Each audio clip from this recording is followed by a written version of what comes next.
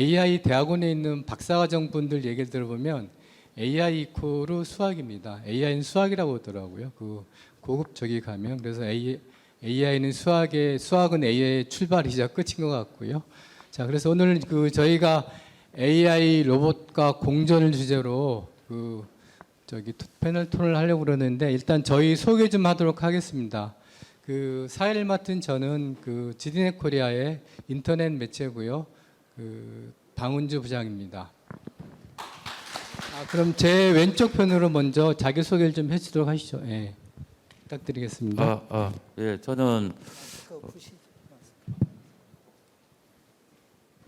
저는 인공지능을 전공하고 있는 유원대학교의 박충식이라고 합니다. 감사합니다. 네, 안녕하세요. 저는 방금 강연했던 윤광준입니다. 잠깐만요. 그 소개를 할 때 이름하고 직책하지 말고 하고 계신 일로 좀 해주시면 그래서 패널도 여기 왜 나오셨구나. 그게 조금 더 좋을 것 같으니까 직책 말고 좀 그 학교면 학교에서 어떤 연구를 하고 계시는지 그다음에 뭐 좀 소개해 주시면 아무래도 패널들이 좀 이해하기 편할 것 같습니다. 네. 예, 뭐 하는지도 말씀하시라 그러셔서 저는 이제 공학을 하는 인공지능인데 인문학에서 아이디어를 많이 얻어서 인공지능이 좀 나아질 수 있지 않을까 하는 그런 쪽의 연구를 주로 많이 하고 그런 쪽으로 논문을 쓰고 있습니다. 저희 연구소에 오시면 현관부터 저희 연구소까지 들어가는데 태그를 4번 찍어야 됩니다. 그래서 그 말은 뭔 말이냐면 뭔가 지키고 싶은 거잖아요. 외부 사람이 알면 안 되는. 그래서 제가 뭘 해야 된다는 걸 여기를 공개를 한다는 게 좀 더럽기는 한데 그러면 뭘 지켜야 되는 외부 사람이 알면 안 되는 그게 뭐냐면 그 안에서 아무것도 안 한다는 걸 알면 안 되는 거죠. 저는 뭐냐면 죄송합니다. 농담이었습니다. 저는 수학자입니다. 저희가 기존에는 수학이 책상 위에서 이론을 개발하고 그런 데서만 국한됐는데 지금은 수학이 학교 밖으로 뛰쳐나가서 사회와 소통을 하면서 사회에서 필요한 기술적인 요소들을 과학적, 수학적 방법론을 통해서 해결해 주는 솔루션을 개발해 주고 거기에 기술을 자문해 주고 하는 그런 역할을 하고 있습니다. 네, 감사합니다. 예, 저 발표할 때 소개했는데요. 중앙대학 인문콘텐츠 연구소에서 수학자 이렇게 하면 뭐 이렇게 되는데 철학자 그런 뭐 무게감이 있어요. 뭐 칸트 이런 사람 철학자는 철학을 공부하고 있는 그 교수고요. 원래는 칸트를 전공을 했고 지금 뭐 인공지능과 관련된 여러 가지 철학적인 그 어프로치를 하고 있습니다. 최근에는 이제 칸트와 AI라는 책을 썼어요. 그걸 써서 아마 그쪽으로 조금 더 연구를 조금씩 더 이제 하고 있습니다. 예, 맞습니다. 네, 반갑습니다. 저는 황준호라고 하고요. 어스빌 파트너스 대표입니다. 저는 건축가인데요. 그 공간 건축에서 건축을 하고 서울 융합기술 경영학 박사를 하면서 융합 디자인에 관심이 생기고 연구를 하게 되었습니다. 이제 그렇게 되니까 건축과 융합, 이제 그래서 다른 분야들과 함께 집에 대한 연구를 하고 있습니다. 우리 인간이 살고 있는 삶의 보금자리 집에 대한 연구를 하고 있어서 오늘 두 분의 강연자분의 이야기와 연결해서 좀 말씀드리겠습니다. 감사합니다. 네, 감사합니다. 그럼 본격적으로 저희 그 토론 주제에 한번 들어가 보도록 하겠습니다. 저희가 그 AI 로봇과 공존이 세션 온 주제인데요. 그 먼저 항상 정의가 중요하다고 생각합니다. AI 로봇이 뭔지 조금 더 저희가 근데 로봇 하면 저희가 무슨 디바이스, 사람 같은 그런 디바이스를 기계를 생각하잖아요. 근데 뭐 챗봇 같은 거 하면 사실 그냥 그 안 보이는 소프트웨어를 얘기하는 거거든요. 그리고 자율주행차도 사실 AI 로봇이라고 할 수 있습니다. 그 AI 기술이 들어간 디바이스를 AI 로봇이라고 하면 할 수 있는 건데, 그래서 그 제가 생각하는 AI 로봇은 흔히 말하는 우리가 로봇뿐만이 아니라 사실 로봇의 정의는 학자들이 얘기하는 게는 간단합니다. 그냥 센서가 있고 그냥 이렇게 연결되어 있고 몇 가지 조건이 되는데 꼭 우리가 눈에 보이는 그런 로봇만이 아니고, 그래서 저희가 오늘 토론하는 AI 로봇도 우리가 뭐 그 영화에서 보는 그런 사람 형태의 로봇만이 아니라 아까 이루자도 나오고 그랬는데 아마 그런 것 다 포함한 것 같습니다. 그래서 이제 그런 뭐 쉽게 말하면 소프트웨어도 되고 하드웨어 디바이스도 되는 로봇인데요. 그런 로봇들이 이제 우리가 어떻게 공존을 해야 되느냐. 아까 뭐 심각한 우리 저기 센터장님께서 그 위험한 것도 얘기해 주셨는데요. 그럼 우리가 어떻게 공존을 해야 되느냐, 또 그다음에 우리 패널들은 또 AR 로봇 어떻게 정의하고 있는지 궁금하고요. 어떻게 좀 공존하는 방법을 먼저 그러면 두 분이 발표하셨으니까 발표 안 하신 우리 그 교수님부터 좀 얘기 좀 해주시면 어떨까 싶습니다. 네.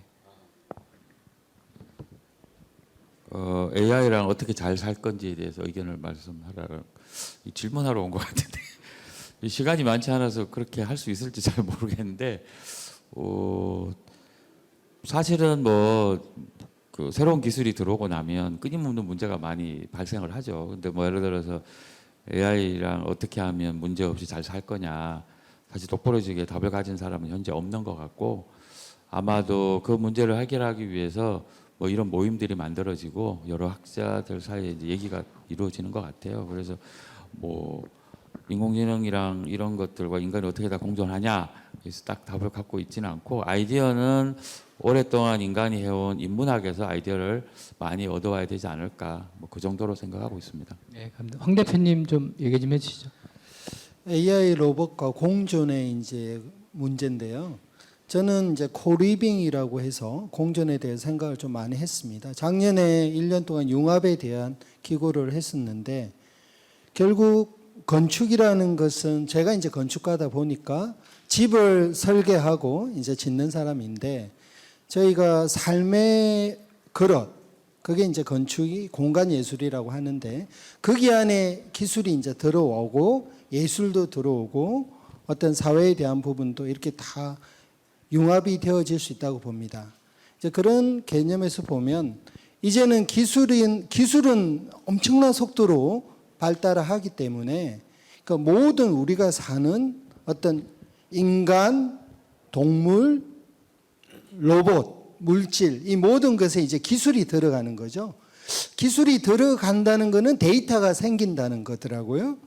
근데 요즘 너무 데이터에 대해서 중요성을 강조하다 보니까 인간에 대한 부분, 아니 생명에 대한 부분, 결국 생명이 어우러져 사는 곳을 생태계라고 하는데, 이 생태계에 대한 이야기가 산업계보다 더 이제 자꾸 포지셔닝이 약해지는 것 같아요. 이제 그런 부분에 있어서 그러면 우리는 어떻게 해야 되느냐? 산업계와 약간 튜닝을 해서 생태계, 어떤 사회계의 포지셔닝을 올려야만 그런 큰 패러다임 시프트에 대한 논의가 있기 위해서 철학자도 오셨고 과학자도 오셨고 언론 미디어 전문가도 계시기 때문에, 사실은 그런 부분들이 조화롭게 융합되어야 되는 게 저는 융합 디자인이라고 하고, 그런 부분이 이제는 커넥트나 링크가 아니라 위빙이 되어야 된다. 그 말씀은 우리가 입고 있는 모든 옷이 다 직조되어 있는 거 아닙니까? 직조를 거꾸로 하면 조직이기 때문에 모든 조직이 이런 우리가 모든 밸류 가치의 중심을 로봇에 두지 말고, 비생명인 로봇에 두지 말고, 로봇은 지원체, 생명인 어떤 생명, 생태계, 자연, 이런 쪽의 포지셔닝의 중심의 위계를 좀 바꿔서 우리가 생각을 한다면, 공존에 대한 인식부터 바꿨을 때 소비자는 인식해야만 행동한다. 소비자 행동 모형이 있는 것과 같이 저희도 인공지능 윤리가 그런 어떤 인식의 차원에서 필요하지 않을까. 오늘 두 분 말씀을 들으면서 그런 생각을 했습니다. 네, 감사합니다. 우리 김영준 교수님 얘기해 주시죠. 예, 이제 인공지능 윤리하면서 OECD라든지 이게 윤리학은 아니에요. 일종의 뭐 윤리인데 문건들이 많이 이렇게 발간이 돼요. 근데 조금씩 논조가 변해요. 처음에는 휴먼 프렌들리 이런 말 많이 했거든요. 친구였어요. 근데 이제 인공지능의 이제 수학적 실체를 사람들이 좀 아는 거죠. 그전에는 뭔가 이제 이세돌 이기고 SF 같이 막 날아다니는 인공지능 생각하니까 친구, 공존 이런 말 많이 했지만 이 휴먼 센터드 AI 말 많이 하거든요. 인간 중에. 이거는 아리스토텔레스 이래로 목적 수단 관계는 머리에 딱 박혀 있어요. 그러니까 인공지능을 수단으로 대하면서, 그래서 저는 공존이란 말도 상당히 조심스럽게 생각을 해요. 존재론 쪽 이게 같아야 공존을 하는 거지. 친구가 될 수 있고. 그래서 저는 아까 그 공존이란 말도 좀 저 나름대로 이제 비틀어 가지고 혐오하지 말기 요 정도로 이 수단적인 존재를 목적으로 대하면 안 되지만은 수단적인 존재를 자기를 투사해 갖고 이것을 오히려 폄하하는 것도 안 되고, 저는 이 정도로 이제 공존이라는 말을 좀 정의를 하고 싶습니다. 예. 네, 감사합니다. 윤 센터장님도 네. 네. 저는 제가 아마 여기 발표 시간에 잠깐 AI에 대해서 언급을 해드렸는데요. AI는 철두철미하게 저희가 사용하는 조력자입니다. 저는 그렇게 생각합니다. AI가 필요한 이유는 뭐냐면, 로봇이 필요한 이유는 뭐냐면 효율성. 우리가 일을 하고 어떤 육체적으로 활동을 한다든가 정신적으로 활동을 할 때 효율성을 극대화시키기 위해서 만든 조력자가 AI입니다. 그러면 만약에 AI 로봇이 있는 세상을 공존하기 위해서 나는 어떤 세상을 어떻게 준비해야 될까라고 생각한다면, AI 로봇이 나왔단 말 자체는 효율성. 옛날에는 하나의 힘으로 하나의 일밖에 못 했는데 지금은 하나의 힘으로 10개의 일을 한다면, 지금은 주 5일을 근무하지만 앞으로는 3일, 2일 이렇게 일해도 충분한 효율성, 생산성을 커버합니다.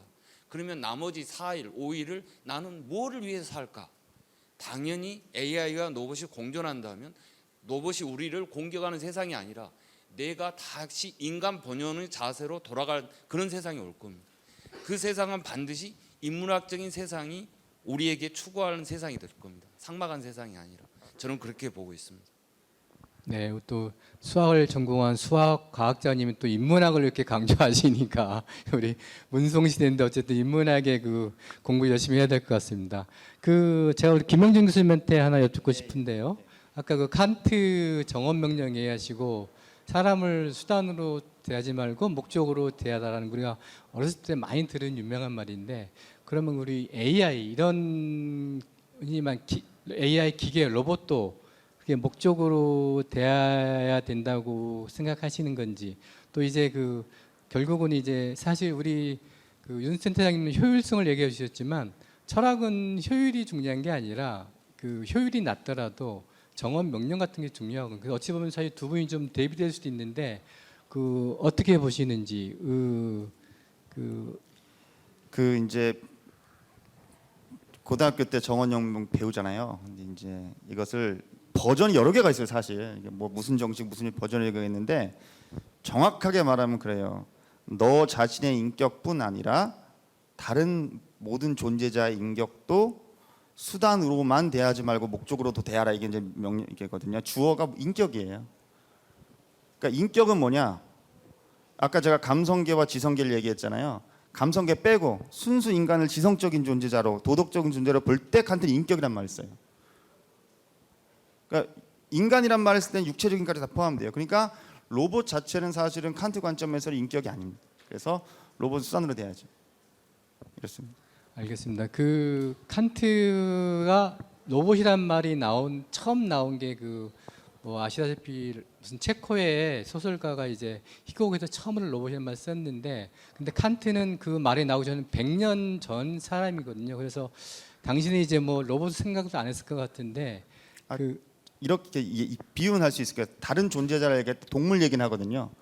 강아지를 우리가 막대하면 안 되는 이유가, 칸트는 강아지가 인격적인 존재고 존재론적 가치가 인간 같아서가 아니고, 얘를 자꾸 이렇게 해하는 게 자기 인격의 모습, 자기 한마디로 자기는 신사인데, 신사 그러면 안 되지.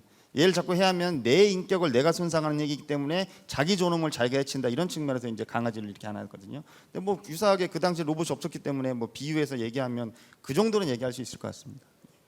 네, 알겠습니다. AI에 대한 유명한 말들이 많은데 가장 유명한 말은 이제 저희가 AI 4대 천왕이라는 사람 중에 한 말이 있는데, AI는 제2의 전기다라고 그래서 대부분 그 말에는 AI 학자들도 동의하는 것 같고요. 그러면 그 말에 대비해 보면 사실 전기 없이 저희가 살 수가 없으니, 그럼 뭐 아까 우리 윤 센터님 얘기했듯이 AI는 어시스턴트고 그 우리 사람을 지배하는 이제 상상력으로는 이제 가능은 한데 인문학 상상력으로는 저도 이제 우리 때에는 그런 날이 오지 않을 것 같고요. 이제 그렇게 기술이 사실 그 너무 우리가 이제 2부, 3부에도 다뤄지겠지만 너무 이게 상상력이 앞서가고 기술이 좀 많이 떨어져 있습니다, 사실. 그래서 그렇게 좀 많은 시간이 걸릴 것 같은데 혹시 그 방청석에서 질문이 있으신가요? 뭐 나오지 연습할 때 좋고요. 혹시 뭐 있으시면 받아보도록 하겠습니다. 그러니까 어시스턴트로도 함께 있고 컴패니언으로도 함께 있는 건데 사실은 그럼 함께 있는 거잖아요. 그러니까 코이그지턴스인데 그거를 굳이 이렇게 분리하려고 하시는 그 의도가 무엇인지 사실은 좀 궁금합니다. 참고로 저는 이제 상명대학교에서 온 이지항이고요. 네, 혹시 어느 분한테 질문을 하신 건가요? 지금 처음에 그 중앙대학교에서 오신 교수님께 한번 말씀드리는 네, 김영준 교수님이 예, 감사합니다. 제가 이제 그런 공존을 이렇게 이제 조력자로서 공존하냐 아니면 컴패니언 공존하냐 내가 이렇게 하고자 한다는 게 아니고 저는 그냥 본질적으로 그렇다는 얘기예요. 제가 그렇게 보고 싶어서 그렇다는 게 아니고 아까 이제 질문을 이제 연결지어서 좀 얘기를 할게요. 그러니까 칸트의 자율도덕이다 그랬을 때 저는 그것을 매우 추상적인 얘기예요. 그러니까 자기 스스로가 자유로운 존재자임을 인식하는 것인가 제가 이제 정의를 내린 건데 그런 존재자라고 만약에 봤을 때 로봇은 과연 그런 뭐 자기 스스로가 자유로움을 인식을 할까? 인식한다면 우리 컴패니언 할 수가 있겠죠. 컴패니언으로 코이그전스를 할 수 있겠죠. 근데 그건 우리 알 길이 없으니까 저는 당연히 그냥 다른 길을 이제 택한 것입니다. 그래서 제가 그것을 의도적으로 그렇게 보려 그러는 것이 아니고 칸트의 관점을 취하면 이제 그렇게 보인다 이렇게 이제 말씀을 드릴게요. 네. 혹시 한 번만 더 받도록 하겠습니다. 혹시 네네네. 예. 저는 그 김형주 교수님 그 말씀 너무나 잘 들었고, 예. 저는 개인적으로 그 아까 선생님 질문하셨는데 저는 개인적으로 그 위상을 좀 구분해야 된다라고 생각을 하는 입장이거든요. 그러니까 AI는 당연히 수단적인 존재이고 인간은 주체적인 존재이기 때문에 당연히 그 위상을 나누는 것이 그 이후에 이제 그 AI 생태계를 만들어 나가는 그 정책에도 반영이 된다라고 생각을 하기 때문에 그거를 이제 나누는 것이 중요하다라고 생각을 하는데 개인적으로 저는 AI 그러니까 로봇가 행위자가 될 수는 있지만 도덕적 행위자가 될 수는 없다고 생각을 하거든요. 왜냐하면 책임질 수 없는 존재이기 때문에 결국은 궁극적으로는 책임이 인간에게 돌아가는 것이 아닌가라는 생각이 들어서 그런데 교수님께서는 AI가 도덕적 행위자가 될 수 있다고 생각하시는지 궁금합니다. 오늘 철학자분들한테 인기가 좋습니다. 예, 그게 이제 여러 가지 말들이 있어요. 이제 행위자를 에이전트를 볼 거냐, 액터로 볼 것이냐 이렇게. 근데 도덕적 행위자 칸트적인 의미에서는 될 수가 없죠. 하지만 이제 또 다른 관점을 취하면 이럴 수는 있어요. 예를 들어서 좀 이게 반대로 서 있는 이제 포스트 휴머니즘이라는 그 전통도 라뚜르라는 사람 그렇거든요. 모든 것이 다 연결되어 있어요. 그러면은 우리가 할 때는 나만이 행위자잖아요. 내가 이렇게 움직일 수가 있으니까. 근데 과속방지턱도 그 사람한테는 행위자예요.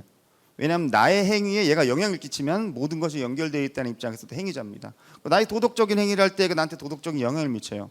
근데 그런 관점을 취하면은 이런 폭넓은 관점을 취하면은 얘도 이제 도덕적인 행위자라고 어설프게 말은 할 수가 있어요. 하지만 또 다른 제가 아까 말씀드린 자율도덕의 입장에서 보면은 도덕적 행위자라고는 말할 수 없죠. 하지만 저는 당연히 이제 제가 그 했던 말에 이제 지지를 하지만 말씀드리고자 했던 것은 모랄이라는 의미하고 액터냐 에이전트라는 것을 뭘로 규정하느냐 또 어떤 관점을 취하느냐에 따라서 답은 이게 다양하게 나올 수 있다고 말씀드리겠습니다.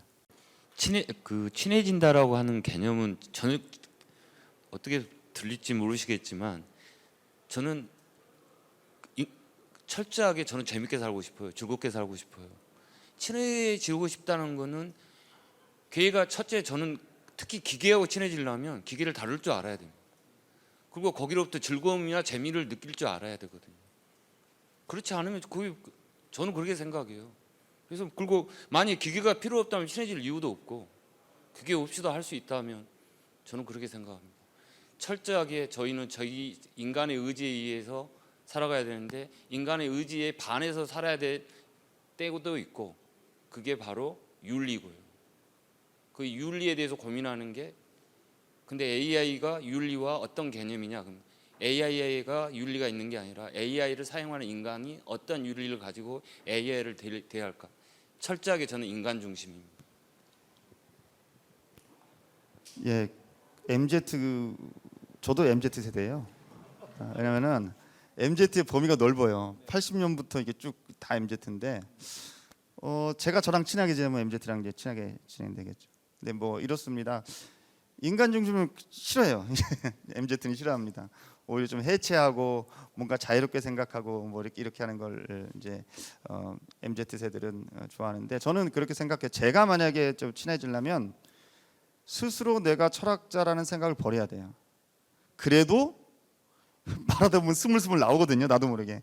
근데 내가 나 철학 전공했는데 이렇게 대화버리면 학생들이 부담스러워합니다. 그래서 제 스스로가 MZ 학생들한테 다가가는 방법은 철학 말고 그냥 인문학 일반으로 접근을 이제 해도 거리감을 두기 때문에 최대한 이제 같이 소통할 수 있는 어떤 자기 색깔을 융화할 수 있고 소통할 수 있도록 이제 좀 탈색하는 것이 좀 좋지 않을까 뭐 이런 생각합니다. 네, 고맙습니다. 네, 감사합니다. 저희 세션 1 AI 로봇과 공존 주제로 한 세션이 끝났고요. 다음에 또 이제 잠깐 휴식을 갖고 또 세션 2부터 시작하니까 오늘 저기 나오신 패널 감사드립니다. 또 혹시 궁금한 점 있으시면 끝나고 나서도 개인적으로 질문하시면 될 것 같습니다. 네, 오늘 감사합니다. 여기서 마치도록 하겠습니다.